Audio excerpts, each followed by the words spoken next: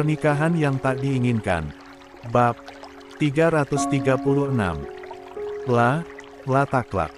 Tidak usah bayar. Di sini kami belajar, menyembuhkan adalah amal. Saya akan rawat dia dengan baik, demi Allah, jawab Laila lembut.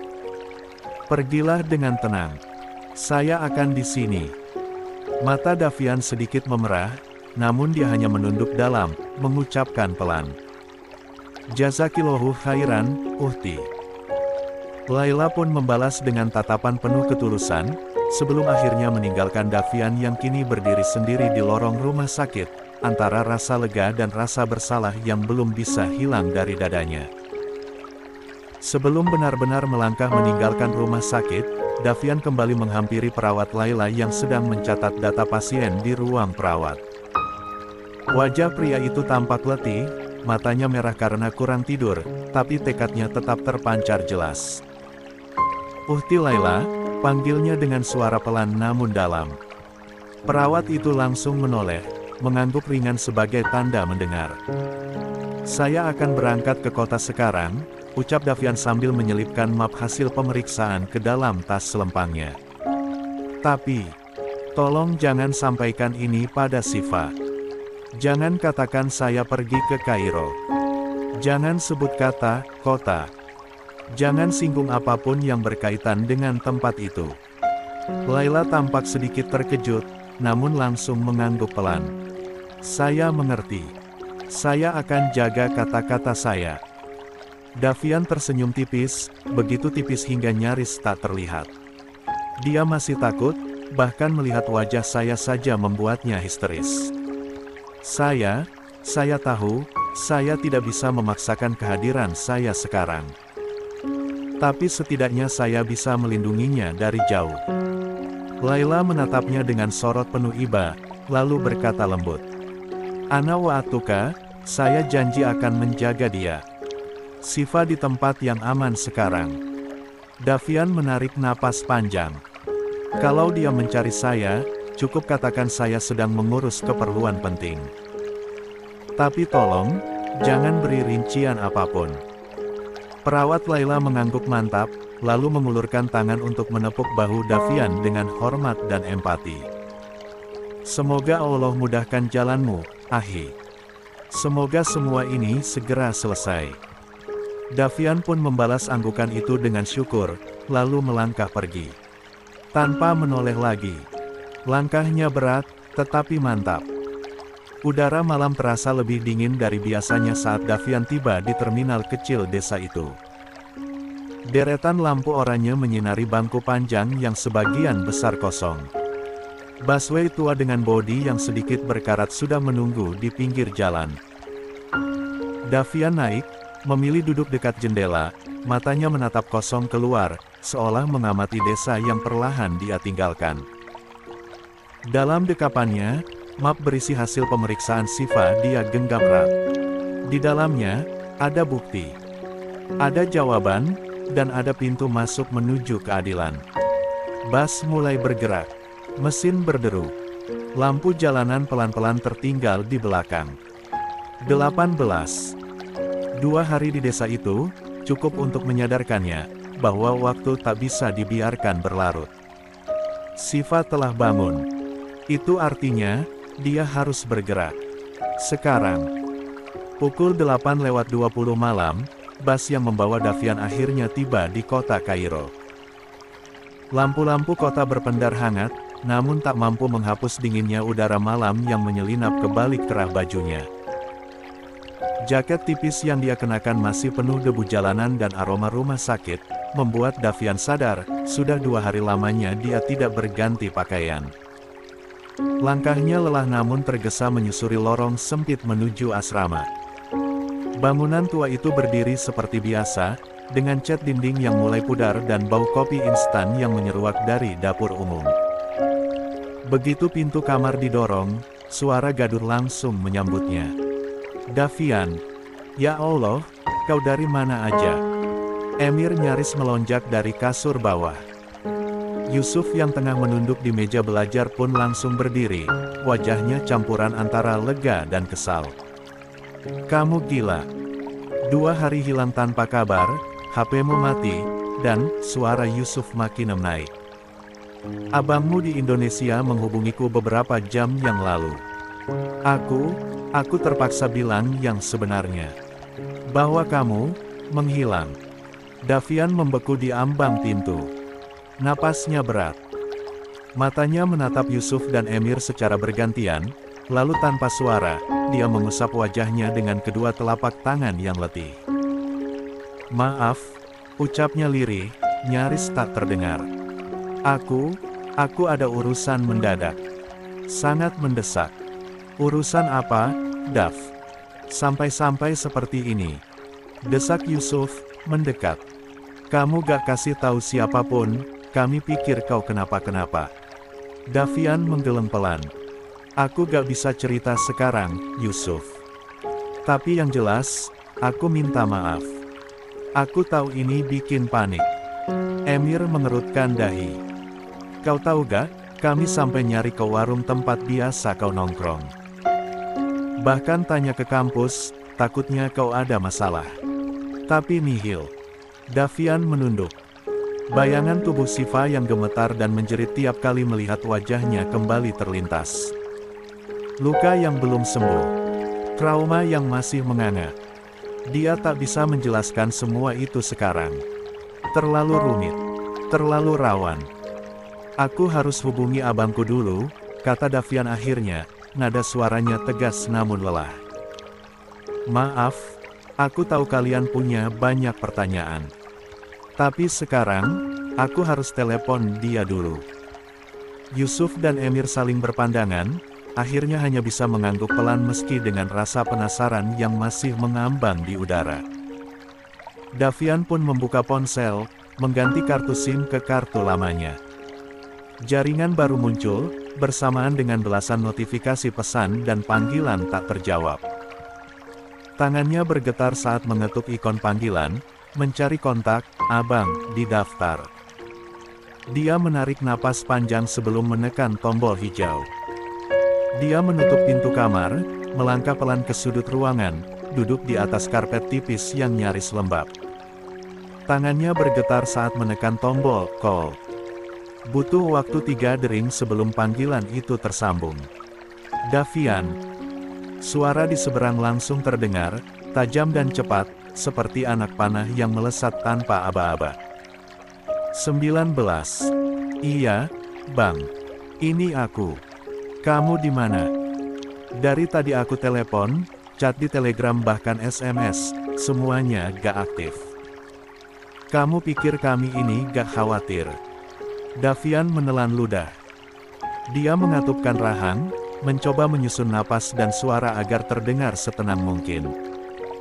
Maaf, Bang. Aku memang keluar kota 2 hari ini. Ada penelitian akhir yang harus aku selesaikan di desa. Tempatnya jauh. Dan jaringan providerku gak dapat sinyal sama sekali. Penelitian. Nada suara Din terdengar tidak percaya. Kamu bilang ke siapapun gak? Teman sekamarmu. Yusuf. Davian memejamkan mata sejenak. Aku gak sempat. Waktu aku berangkat, mereka semua lagi di kampus. Aku buru-buru. Lagi pula, aku juga gak ngangka akan terputus komunikasi selama itu. 2 hari, Davian. Bentak Din, masih menahan amarahnya. Bukan 2 jam. Davian menghela napas. Aku tahu. Dan aku minta maaf. Tapi semuanya baik-baik aja sekarang. Hening sejenak. Lalu suara Din kembali terdengar, kali ini lebih dalam, namun menekan. Paman Siva nelpon aku. Katanya kamu menutupi sesuatu. Dia bilang, Siva gak bisa dihubungi, kamu juga hilang. Apa kamu menyembunyikan sesuatu, Davian? Davian menahan napas. Kepalanya menunduk. Jantungnya berdetak tidak beraturan. Ini pertama kalinya, dia harus berbohong kepada Din. Bang, Siva baik-baik saja. Dia di asrama. Aku sempat ketemu dia sebelum ke desa. Kalau Bang gak percaya, nanti aku kasih nomor Daisa, teman sekamarnya. Siva memang belum aktif di medsos dan jarang pegang HP karena lagi fokus pelajaran. Jangan terlalu cemas, ya. Din tak langsung menjawab. Hening itu mengikat, membebani dada Davian yang semakin sesak. Kamu yakin? Tanya Din lirih tapi penuh tekanan. Karena aku bisa cek langsung, kalau kamu bohong. Aku gak bohong, Bang, jawab Davian cepat, tetapi tetap tenang. Aku cuma terlalu sibuk. Itu salahku. Tapi semuanya baik. Din terdiam lagi. Namun ketika suara terdengar kembali, nadanya berubah. Kamu sudah lihat berita yang beredar? Davian terdiam sejenak, sebelum berkata, berita. Di sosial media. Tentang dugaan pelecehan yang menimpa mahasiswi Indonesia di Kairo. Sudah viral. Bahkan ada yang sebut inisial korban, dan 1-2 foto kabur. Jantung Davian seolah berhenti berdetak. Wajahnya memucat. Tangannya mencengkeram erat ponsel. Itu, kabar lama, Bang. Spekulasi. Tanpa bukti.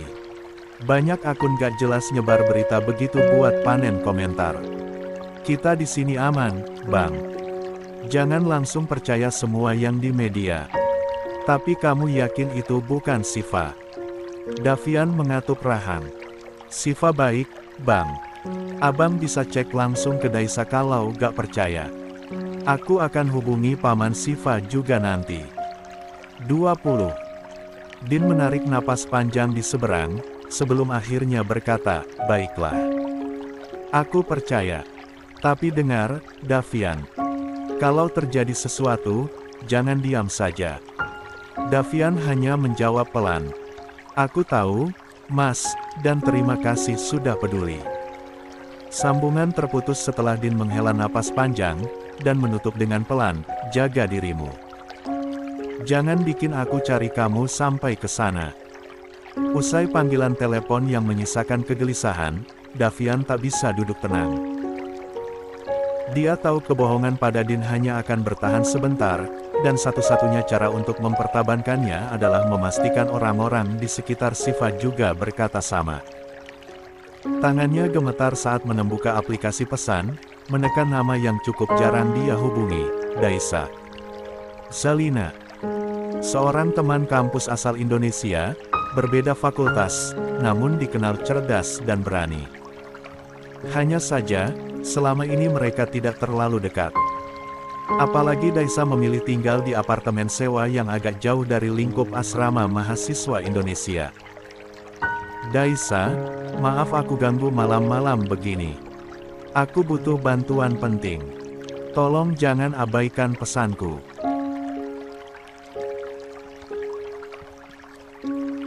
Davian menunggu dengan jantung berdegup tak menentu. Beberapa menit kemudian, balasan masuk. Bantuan apa, Davian? Ada masalah? Iya. Tentang Siva, adikku. Dia sedang dirawat, tapi aku mohon, jangan sampai siapapun tahu. Termasuk pamannya Siva di Indonesia, abangku Din, atau siapapun. Aku cuma perlu kamu bantu, berpura-pura seolah kamu tahu dia baik-baik saja. Kalau ada yang nanya, bilang kamu sempat ketemu, atau chatting. Apa saja. Aku mohon, aku benar-benar buntu banget sekarang. Kondisinya juga lagi urgen. Balasan tak kunjung datang. Titik-titik indikator mengetik muncul, hilang, lalu muncul lagi. Hampir 1 menit lamanya sebelum akhirnya Daisa menjawab. Davian, ini berat. Aku gak biasa bohong, aku juga gak dengan Siva. Dan kalau sampai ketahuan, aku juga bisa kena. Melihat balasan Daisa, tanpa buang waktu Davian langsung mengetik dengan gesit. Aku tahu. Aku gak punya hak untuk minta ini. Tapi Daisa, aku benar-benar gak punya pilihan. Siva sedang dalam keadaan sangat rentan. Psikisnya rapuh. Kalau sampai semua orang tahu dia di rumah sakit, dia bisa makin tertekan. Aku cuma butuh beberapa hari saja. Sampai aku bisa pastikan dia stabil. Please. Daisa tak langsung membalas. Namun, Davian bisa membayangkan wajah resah gadis itu, menimbang-nimbang dalam batinnya yang penuh pertimbangan. Hingga getaran ponselnya menyadarkan. Davian, oke. Tapi cuma beberapa hari. Dan kalau aku ditanya langsung oleh pihak keluarga, aku hanya akan bilang aku sudah ketemu dia dan dia baik-baik saja. Jika keluarga meminta video call, aku akan coba cari cara lain. Itu cukup, kan? Davian mengembuskan napas panjang, nyaris bergetar ketika dia mengetikkan pesan. Lebih dari cukup. Terima kasih, Daisa. Sungguh. Tanpa menunda waktu, dia segera mengirimkan nomor Daisa ke Din. Pundaknya terasa berat. Kepalanya sedikit pening. 2 hari tanpa mandi, tidur tak nyenyak, dan emosi yang terus menguras tenaganya. Dia pun berniat kembali ke asrama untuk sekadar menyegarkan diri. Namun saat dia berbalik arah menuju pintu masuk asrama. 21. Tubuhnya sontak kaku. Matanya membelalak. Ya Allah, gumamnya sambil mengelus dadanya, karena terkejut melihat Emir berdiri tegak di depan lorong asrama, menatapnya tajam. Langkah Davian terhenti. Emir. Astagfirullah. Kamu ngapain berdiri di situ? Tanyanya gugup, sedikit salah tingkah. Emir melangkah perlahan, postur tinggi khas pria Turki itu tampak kokoh dalam balutan jaket gelap yang membuatnya tampak semakin dingin dan penuh wibawa. Suasana sepi lorong malam itu menambah aura yang menekan di dada Davian. Davian refleks menghela napas berat. Dia tahu Emir pasti ingin bertanya banyak. Namun, tanpa menunggu lebih lama, dia bergegas berkata lebih dulu. Emir, maaf, aku belum bisa cerita banyak soal semuanya. Tapi aku harap kamu bisa ngerti, sungguh. Namun yang tak dia sangka, Emir justru mengangguk pelan. Aku paham. Aku kesini bukan buat interogasi kamu. Gak perlu kamu ceritakan, kamu kemana, karena aku sudah tahu. Mata Davian membulat. Apa maksudmu? Emir melanjutkan dengan tenang, bahkan waktu kamu pergi ke Itihad Tulab hari itu, aku sengaja gak bilang ke Yusuf, untuk melancarkan rencanamu. Davian menatap Emir, hatinya tercekat. Emir. Lirihnya. Tapi bukan itu yang ingin aku bahas. Lanjut Emir sambil menepuk pelan bahu Davian. Ingat janji temu kamu dengan Fatimah. Davian mengangguk cepat. Ya, tapi aku gak datang, nomor kamu mati, dan semua orang bingung, potong Emir. Akhirnya aku yang pergi. Aku wakilin kamu. Dek. Davian nyaris tak percaya. Kamu temui Fatimah. Emir mengangguk mantap. Dan aku berhasil dapat alamat korban yang kamu cari. Gadis yang hilang 2 tahun lalu. Emir menatap lurus ke mata Davian. Kalau kamu siap, kita bisa pergi besok. Tanpa bisa menahan gejolak rasa di dadanya, Davian melangkah cepat dan memeluk erat sahabatnya itu. Pelukannya dalam, penuh tekanan, penuh rasa terima kasih yang tak mampu terucap. Syukron, Ahi, aku gak tahu harus bilang apa, aku gak pernah sangka kamu akan sejauh ini bantu aku. Emir menepuk punggungnya. Bilang saja di akhir nanti. Kalau semua ini tidak sia-sia. Sesuai kesepakatan diam-diam mereka malam tadi, pagi itu selepas subuh, langit masih kelabu. Hawa gurun yang dingin belum sempat berganti panas.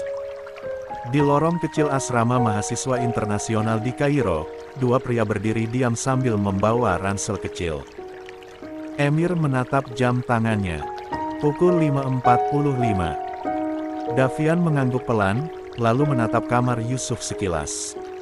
Sudah yakin alasan kita cukup masuk akal? Tanya Davian, menggenggam kunci mobil sewaan. Emir menoleh cepat. Tenang saja. Aku sudah bilang ke Yusuf, aku memintamu mengantarku untuk tugas mendadak dari kampus melakukan observasi sosial di Sohak. Sederhana dan tidak mencurigakan. 22. Davian menarik napas lega. Syukron, Ahi. Tak perlu lagi menunda waktu. Mereka segera melangkah keluar, membelah dinginnya pagi kota Kairo yang masih setengah tertidur. Dengan mobil sewaan berwarna perok, mereka memulai perjalanan panjang menuju Sohak, sekitar 8 jam lebih dari pusat kota Kairo, menembus jalan Gurunem yang panjang dan sepi, sesekali melewati desa-desa kecil yang masih diselimuti embun. Tak banyak percakapan di perjalanan. Keduanya hanyut dalam pikiran masing-masing. Tentang luka, tentang kebenaran, tentang keadilan yang harus ditegakkan. Sekitar pukul 3 sore, mobil mereka perlahan memasuki perkampungan kecil di pinggiran Sohak. Jalanan sempit yang berdebu, rumah-rumah sederhana dari batu bata dan tanah liat, anak-anak kecil berlarian tanpa alas kaki. Hingga akhirnya, mereka tiba di depan sebuah rumah sederhana bercat pudar. Pintu kayunya nyaris copot dari engsel. Namun, dari balik jendela, seorang wanita muda berwajah cantik menatap mereka dengan hati-hati. Wanita itu berjilbab lusuh, pakaiannya kusam, dan wajahnya penuh luka tak kasat mata. Sorot matanya tajam, bukan karena marah, melainkan karena takut. Davian dan Emir menghampiri, meletakkan tangan di dada tanda hormat. "Assalamualaikum," ucap Emir pelan. Wanita itu membuka pintu setengah. "Waalaikumsalam, maaf, ada apa ya?" Davian maju satu langkah. "Maaf, apa benar ini rumah Rukayah Khalil?" Wanita itu mengangguk, tetapi pandangannya penuh antisipasi. "Ya, dengan saya sendiri." "Kalian siapa? Maafkan kedatangan kami yang mendadak. Kami mahasiswa dari Kairo. Nama saya Davian, ini Emir. Kami datang untuk berbicara tentang kejadian 2 tahun lalu." Tubuh wanita itu seketika menegang. "Aku tidak mau bahas itu," ujarnya cepat, penuh tekanan. "Pergilah. Aku tidak ingin diingatkan lagi." Seorang nenek tua yang bungkuk dengan suara parau keluar dari dalam rumah. "Ada apa ini? Siapa kalian? Pergilah. Dia sudah cukup menderita." Suara nenek itu bergetar, nyaris seperti isakan. Seolah kedatangan orang asing di rumahnya bukan hal aneh lagi. Davian menunduk dalam-dalam. "Aku mohon, hanya sebentar saja. Kami ingin mencari keadilan. Untuk kalian, untuk adikku juga. Dia juga korban, dan sekarang dia masih di rumah sakit karena trauma berat." Air mata menggantung di mata Davian, namun suaranya tegas. "Aku tidak akan memaksa. Tapi aku datang bukan untuk mencari cerita. Aku datang membawa harapan agar pelaku benar-benar bisa dihukum. Kami ingin nama kalian bersih, agar tidak lagi dianggap aib. Kami ingin pihak kampus mengembalikan hak kalian." Wanita itu masih membatu di ambang pintu. Napasnya berat, dadanya naik turun. "Tolong," suara Davian hampir berbisik, tetapi dalam. Emir hanya diam. Namun, dia ikut menunduk, memberi penghormatan dengan penuh empati. Lama sekali tak ada suara. Hanya detak jam dari dalam rumah. Namun kemudian, perlahan-lahan wanita itu mengangguk. Tangannya gemetar saat membuka pintu lebih. 23. Lebar. "Masuklah, tapi aku hanya akan bicara sebentar." Udara di dalam rumah itu begitu sunyi. Bahkan derik kayu tua di atas kepala bisa terdengar jelas. Rukayah duduk di kursi kayu panjang yang mulai usang, menunduk dalam, sementara jemarinya saling meremas erat di pangkuannya. Matanya sayu, syarat ketakutan, dan jilbabnya sedikit bergeser karena dia terlalu sering meremas. Davian duduk tepat di seberangnya. Tatapannya penuh empati, tetapi juga menegang. Emir duduk di sisi kanan, tenang namun waspada. "Aku tahu, Membuka luka ini bukan hal mudah. Suara Davian pelan, seperti bisikan doa. Tapi, aku mohon maaf, sungguh maaf, karena harus mencungkil semua ini.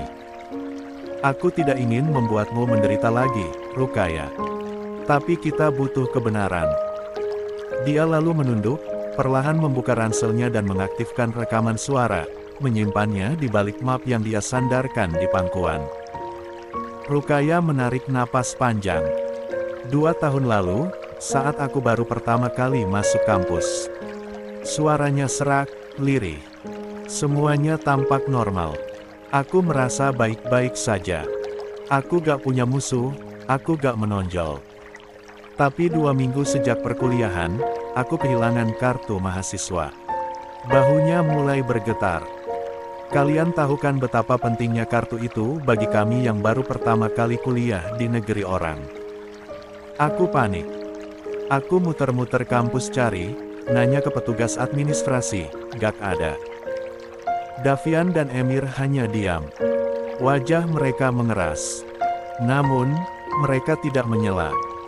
4 hari setelah itu, aku nemuin secarik surat di atas mejaku. Katanya, ada yang nemuin kartuku. Ada alamat yang ditulis. Katanya, kalau mau ambil, ke situ aja. Aku bahagia banget waktu itu. Aku gak curiga, aku pikir itu orang baik. Napasnya mulai berat. Matanya berkaca-kaca. Tapi pas aku nyampe di tempat alamat yang dia sudah tentukan. Aku bingung, tapi, aku pikir mungkin dia tinggal dekat situ. Dia menunduk lebih dalam. Suaranya tercekat. Saat aku berdiri di depan rumah kosong itu, tiba-tiba dari belakang, aku ditarik masuk ke mobil. Mulut dan mataku ditutup pakai kain basah, aku teriak, aku tendang, tapi mereka terlalu kuat. Tangis itu pecah. Tubuh Rukaya berguncang, napasnya tersengal. Emir bergerak cepat, setengah berdiri, menyodorkan segelas air yang dia ambil dari meja di sudut ruangan. Cukup, kalau berat, kamu tak perlu lanjutkan, ucap Emir, lembut. Tapi Rukaya menggeleng. Air mata tetap menetes. Aku akan bantu sebisaku, katanya dengan lirih. Davian lalu mengeluarkan secarik kertas dari mapnya, salinan surat ancaman anonim yang pernah ditemukan di gedung kosong. Dia menyodorkannya perlahan. Apa? Tulisan surat yang kamu terima, seperti ini. Rukaya mengintip kertas itu dengan pandangan kabur. Tangannya gemetar saat menerimanya. Lalu dia mengangguk pelan, sangat pelan, tetapi pasti. Iya, hurufnya, bahkan lipatannya juga sama. Davian refleks mengusap wajahnya dengan kasar. Rahangnya menegang, matanya memerah. Ini artinya, gumamnya lirih. Ada orang lain, bahkan lebih dari satu. Mereka merancang ini. Mereka tahu siapa targetnya, mahasiswa baru, perempuan, desa, polos, dan sendirian. Ini jaringan, gumam Emir, menatap Davian tajam. Dan mereka sudah melakukannya lebih dari sekali. 24. Davian menatap lembaran kertas di tangannya dengan rahang mengeras. Jemarinya menggenggam erat sisi surat itu, bekas lipatan kasar dan tulisan tangan anonim yang kini menjadi potongan penting dari teka-teki besar yang sedang mereka susun. Dia lalu menoleh ke Emir, yang duduk di sisi kirinya, tatapannya dalam, nyaris seperti mendesak. Kamu pernah bilang kamu pernah lihat tulisan ini, kan? Tanyanya pelan, tetapi tekanan suaranya tak bisa disembunyikan. Matanya menatap Emir seolah meminta jawaban pasti saat itu juga. Emir menghela napas. Matanya menyapu cepat tulisan tangan di kertas, lalu berpindah ke wajah Davian. Dia mengangguk pelan, lalu menggeleng. Aku masih berusaha mengingatnya, Dav. Aku benar-benar lupa. Tulisan ini, seperti bayangan yang hampir bisa kupegang, tapi menguap begitu saja. Dia menutup mata sejenak, jari-jarinya menekan pelipisnya, mencoba menyusun kembali memori yang mengendap entah di mana. Gaya kepenulisannya, seperti tidak asing di kepalaku. Tapi aku gak bisa bilang ini milik siapa. Davian memutar tubuhnya, menyandarkan punggung pada sandaran kursi reyot rumah itu. Dia memejamkan mata, lalu menghela napas panjang, berat, penuh kelelahan, dan rasa frustrasi yang menumpuk. Ini yang membuatku takut, Mir. Jika kamu yang sudah beberapa tahun kuliah di sini, punya akses banyak, saja bisa lupa, di mana aku bisa menemukan mereka. Emir menatapnya. Wajahnya berubah tenang, namun sorot matanya mengeras. Aku yakin aku pernah lihat ini di papan pengumuman fakultas, atau di laporan organisasi kampus. Tapi yang mana ya? Gumam Emir lebih pada dirinya sendiri. Davian mendongak cepat. Organisasi kampus. Emir mengangguk samar. Entah itu. Aku gak yakin. Tapi nada perintah dalam tulisan ini, seperti orang yang terbiasa menyusun kegiatan. Tapi itu tulisan seorang wanita. Suara Rugaya tiba-tiba memecah keheningan, pelan namun penuh keyakinan, meski sedikit serak karena isak tangis. Davian dan Emir sontak saling menatap. Tatapan mereka seketika berubah waspada. Nyaris tidak percaya, seolah mereka baru saja membuka kotak teka-teki yang selama ini salah mereka baca. Kamu yakin? Tanya Emir perlahan, memastikan dia tidak salah dengar. Rukaya mengangguk. Matanya menatap tajam pada lembar surat itu. Sangat yakin. Aku tahu betul gaya penulisan seorang wanita dan pria. Ini bukan tulisan tangan laki-laki. Ada sentuhan rapi, hati-hati, tapi juga manipulatif. Aku tahu karena aku juga perempuan. Dan entah kenapa, gaya tulisannya seperti dibuat untuk dipercaya. Davian merasa jantungnya berdetak lebih cepat. Dia menatap tulisan di kertas itu sekali lagi, dan entah kenapa, kali ini, dia melihatnya dengan cara berbeda. Ada lekukan huruf yang terlalu bulat. Ada titik-titik yang sengaja diletakkan nyaris seperti ornamen. Sebuah gaya yang menghindari kesan kasar. Belum sempat mereka bertanya lebih jauh, Rukaya melanjutkan. Surat seperti itu, persis, dialami korban lainnya. Suaranya terdengar seperti gumaman, namun cukup untuk membuat dada Davian terasa menghimpit. Setelah aku dikeluarkan dari kampus. Lanjutnya dengan mata yang mulai berkaca kembali. Ada seorang perempuan yang menemuiku diam-diam. Dia bilang, dia juga korban. Dia pun menerima surat dengan tulisan 25. Seperti itu. Tapi waktu itu aku sedang hancur. Tak ada yang percaya padaku, semua menutup telinga. Bahkan keluargaku membuangku. Kasusku ditutup pihak kampus. Laporan hilang.